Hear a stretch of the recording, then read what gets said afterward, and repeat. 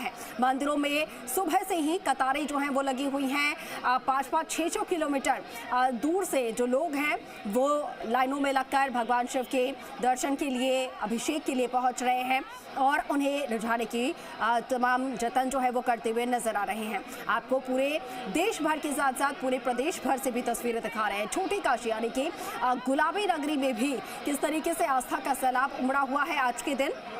कई मंदिरों में इस बार विशेष व्यवस्था ये भी की गई है कि महाकुंभ से जो गंगा जल है वो लाया जा रहा है और श्रद्धालुओं को वो जल भी अर्पित किए जा रहे हैं, यानी कि वो जल भी उन पर छिड़का जा रहा है।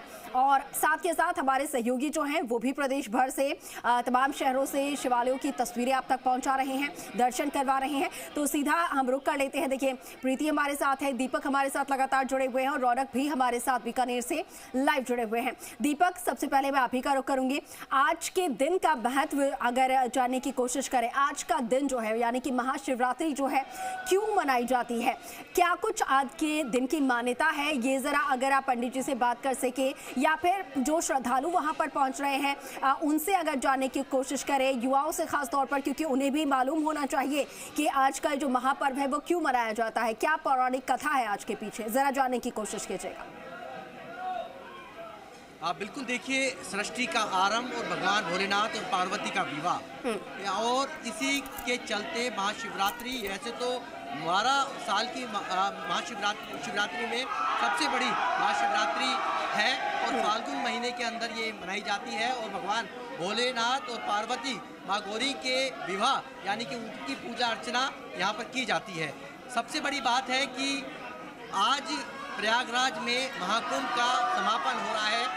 मकर संक्रांति से महाकुंभ की शुरुआत हुई थी शाही अमृत स्नान के साथ में और आज महाशिवरात्रि पर अंतिम स्नान यानी कि करोड़ों जो भक्त हैं आस्था की डुबकी कुंभ में लगा रहे हैं। दूसरी तरफ जो भक्त नहीं जा पाए उन तक वहाँ उनके लिए कुछ संगठन, कुछ मंदिर प्रबंधनों की ओर से कुंभ से जो जल मंगाया गया है उनकी व्यवस्था की गई है। उस जल से भगवान भोलेनाथ का अभिषेक है वो भक्त हैं कर रहे हैं। अलग अलग मंदिरों में व्यवस्था है वो की गई है, लेकिन इतना जरूर है कि भगवान भोलेनाथ की भक्ति के अंदर भक्त पूरी तरीके से लीन नजर आ रहे हैं। सेवादार अपनी सेवा दे रहे हैं। कुछ ऐसे मंदिर हैं जो साल में एक बार या 2 बार खुलते हैं, वहाँ भी आस्था का जो सैलाब उमड़ता हुआ नजर आ रहा है।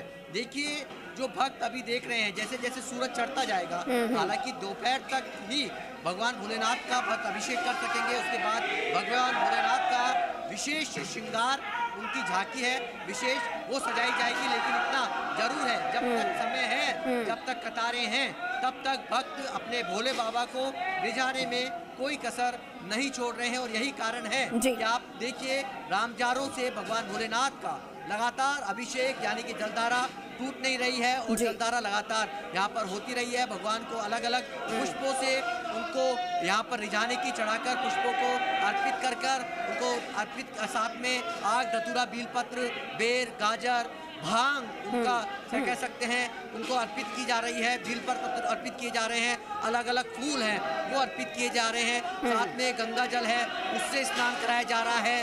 पंचामृत है भगवान भोलेनाथ का वो करवाया जा रहा है। तो ये तस्वीरें इसलिए मनमोहक और इसलिए हो जाती है और आस्था में चांद लगा देती है, क्योंकि ये जो तस्वीरें हैं बेहद खूबसूरत जयपुर के लिए, जयपुराइट के लिए जो भक्त मंदिरों तक नहीं पहुंच पा रहे हैं या विशेष योग्यजन या कह सकते हैं कि सीनियर सिटीजन हैं, उनके लिए भी हालांकि व्यवस्थाएं चाक चौबंद